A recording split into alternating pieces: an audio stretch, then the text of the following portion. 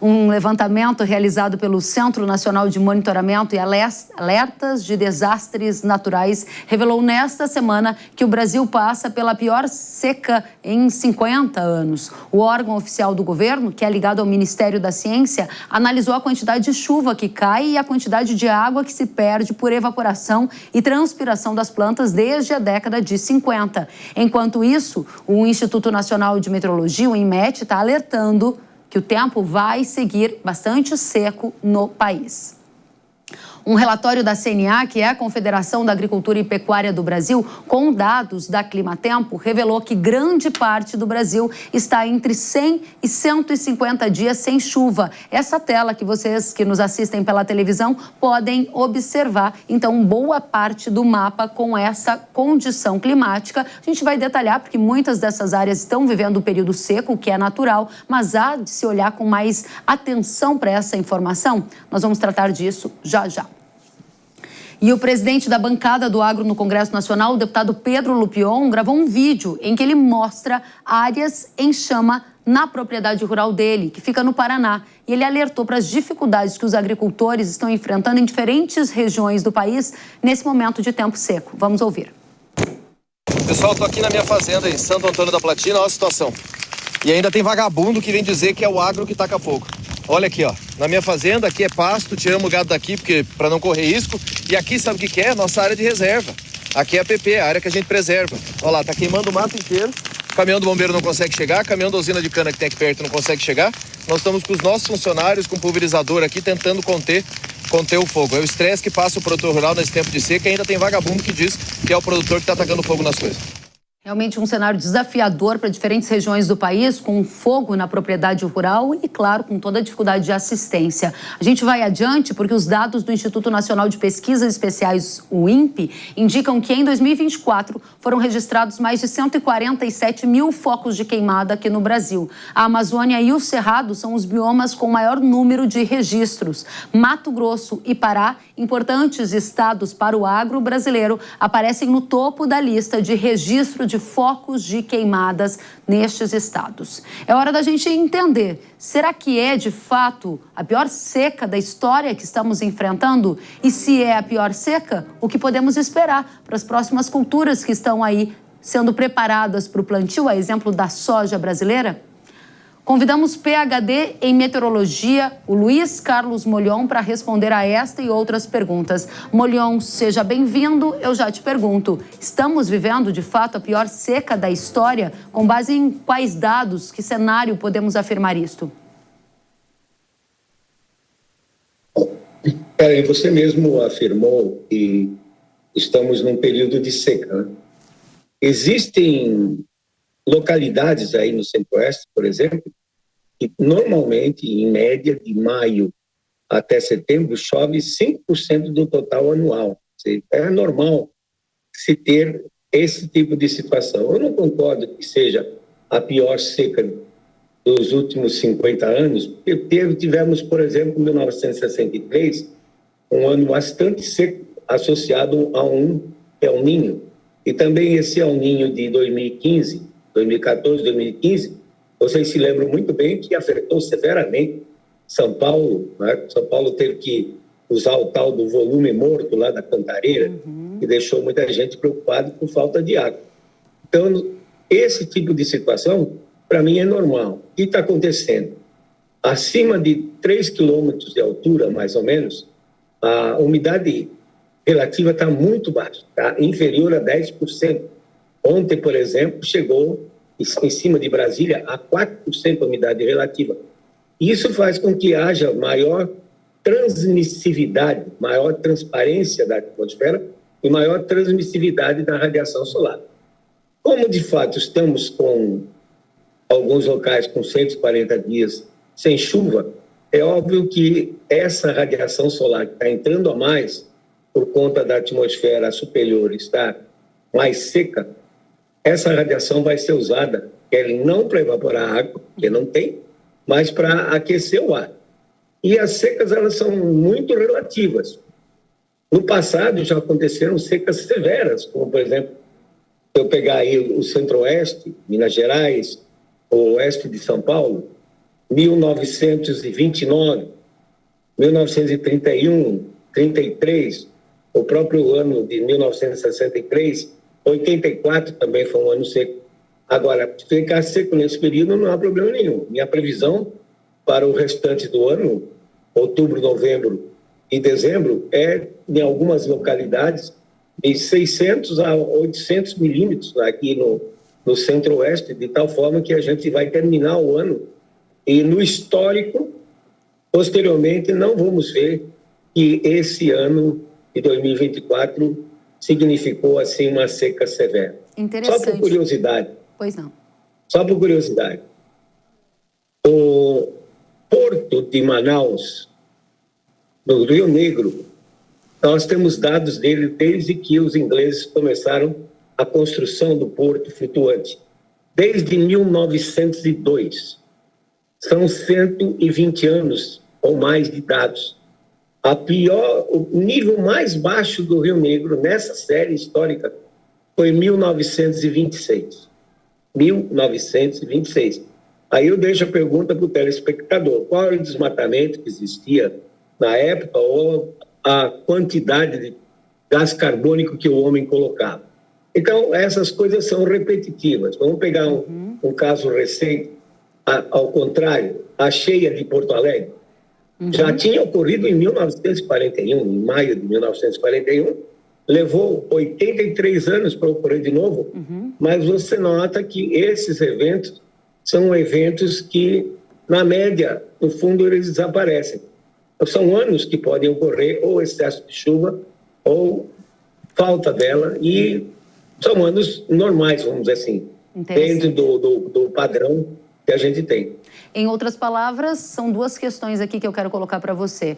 Você aponta para a gente que esses eventos climáticos, eles são repetitivos, traz elementos históricos e compara o que aconteceu no passado no Rio Grande do Sul e o que voltou a acontecer depois de décadas, agora em 2024, com aquelas enchentes. Também posiciona no espectro do tempo essa condição seca e diz que estamos vivendo um momento de seca, mas não é a pior da história. É uma forma de refutar a tese do aquecimento global? E segundo, se essa condição que você disse que a partir de outubro, novembro e dezembro voltará a se normalizar com a chuva, quer dizer que esse período de seca mais agudo está no ápice e a gente vai ver um afrouxamento, que é um sinal de alívio para a safra nova de verão que vem aí? Desculpa a pergunta longa, mas são duas questões distintas. Se puder começar pela que achar mais simples.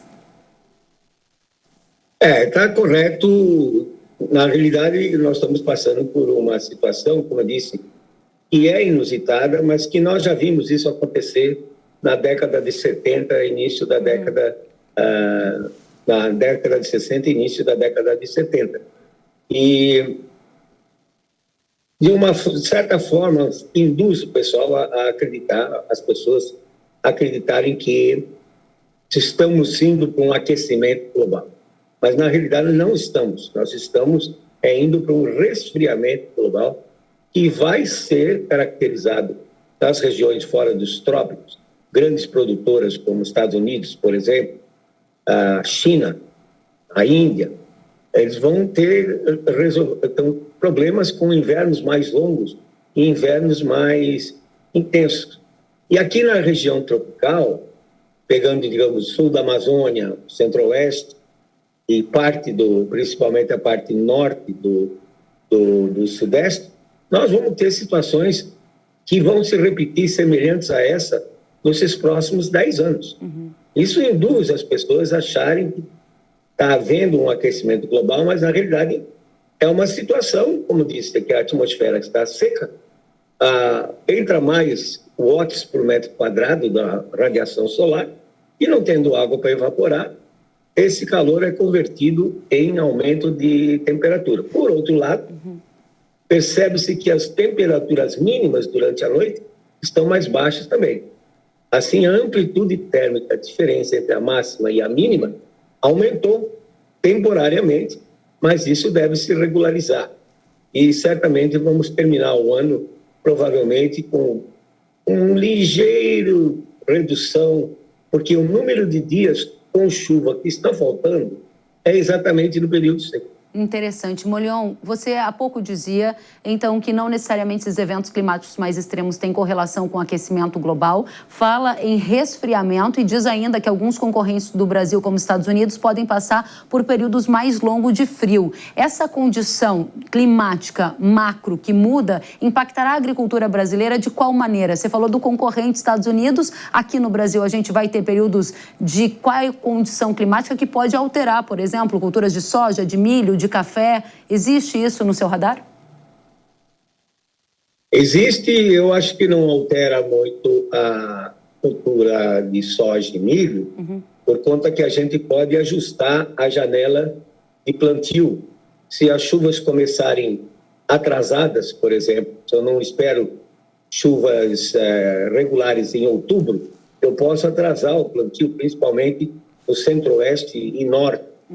E o outro aspecto são os invernos, né? Que afetam mais a região sul do Brasil até o sul de Minas, afetam os cultivos permanentes, como é o caso que você mencionou do café, mas também afetam os cultivos sazonais, como os cultivos de inverno. Então, esse aí é um problema sério que eu acho que vamos ter também, passar por ele nesses próximos 10 anos, uma intensificação ou uma maior frequência de entradas de massa de água. Não é que precisa que o inverno seja rigoroso. Basta entrar uma massa de água lá, intensa. Eu me lembro, por exemplo, a de 1975, julho de 1975, o termômetro de Guarapuava, no Paraná, registrou 10 graus negativos. É verdade que Guarapuava está a 1.000 metros de altitude, mas naquela oportunidade, um ano só, uma geada só, chamada geada negra, simplesmente erradicou o café do norte do Paraná, Londrina. São Paulo também perdeu muito café, Minas também. Depois isso, então, fez com que se mudasse os cultivos. Em São Paulo, passou a ser laranja, passou a ser cana-de-açúcar.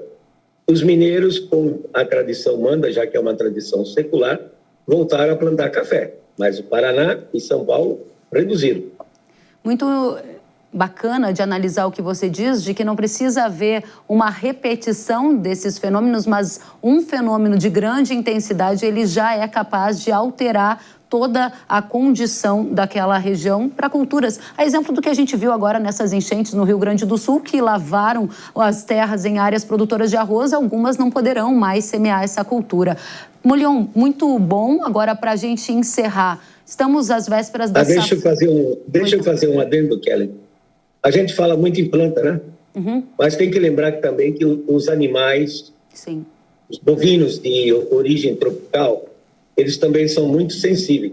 E quando se tem uma friagem dessa, com a entrada de uma massa de ar polar, morrem muitas cabeças de gado. Agora mesmo, no ano passado, eu estava em Campo Grande e o pessoal da associação lá, criadores, fez um levantamento para aquela geada do dia 7 e morreram rapidamente. Eles viram que morreram mais de 1.000 animais, né?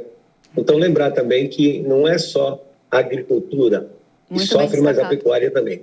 Aves, imagina, contribuição super importante, inclusive aves nas áreas do sul do país também tiveram muitos problemas com as baixas temperaturas, é a agropecuária como um todo que é impactada. Molion, para a gente fechar, a gente está aqui discutindo se o Brasil passa pela pior seca da história. Você respondeu no começo da nossa conversa que não e que acredita que sim, passado esse período da seca, as chuvas voltam a se regularizar e a gente encerrará o ano com médias climáticas dentro da normalidade em boa parte do país. Me corrija se não for isso. Para fechar, safra nova de verão vem aí, safra com laninha. Será uma safra cheia no Brasil, porque a gente vai ter uma condição climática favorável, ou há riscos, se há, em quais regiões mais proeminentes? Primeiro que não vamos ter um laninha. Embora os americanos estejam prevendo laninha, mas existe muita água quente acumulada do lado oeste do Pacífico, próximo da Austrália, da Indonésia, e nós temos acompanhado a evolução da água fria, e a água fria não tem chegado nem à metade do Pacífico, e está se reduzindo em termos de volume. Em adição, no dia 20 de setembro, agora, daqui a pouquinho, né, o Sol já vai estar cruzando o Equador. Quer dizer, o Sol está em cima do Pacífico equatorial e está aquecendo fortemente. Então, não vamos ter um Laninha. Outra coisa, quando se tem um El Niño ou Laninha, isso é um fenômeno oceânico. A atmosfera tem que responder. Se não houver variação no campo da pressão atmosférica, não impacta a nossa precipitação aqui no Brasil, a distribuição das chuvas no Brasil. E isso ocorre em 36% dos casos, quando muda a temperatura da água, quente ou fria, a atmosfera não responde e não tem impacto na nossa chuva. Portanto, não se pode dizer, tem El Niño, vai ter seca no Nordeste, excesso de água no Sul ou vice-versa, porque isso não acontece sempre. Só em 64% dos casos, os outros 36%, a atmosfera não se acopla. A minha preocupação esse ano é que podemos ter um veranico severo em janeiro, ou parte de janeiro, ou parte de fevereiro, em função da ligação que isso existe com o inverno no hemisfério norte. Estamos prevendo um inverno mais frio, principalmente para os Estados Unidos, porque é de lá que vêm as frentes frias e saem, massa de ar que sai do Polo Norte em direção à região equatorial. E se chover mais a norte do Brasil, a região Rio Grande do Norte, o ar sobe naquela região, deixa toda a umidade na forma de nuvens de chuva e desce mais ao sul, e quando ele desce, desce seco, pode criar uma situação temporária, ao invés de 2 a 3 semanas, com essa que eu estou vivendo agora. Valeu. Molion, muito obrigada. Luiz Carlos Molion, eu vou ter que interrompê-lo porque a gente teve um probleminha aqui de conexão e aí a sua voz começou a congelar, mas a mensagem geral foi dada. Molion, que é PhD em meteorologia e traz para a gente análise sobre essa condição climática. Obrigada, Molion, pelas contribuições. Volte sempre. Até a próxima.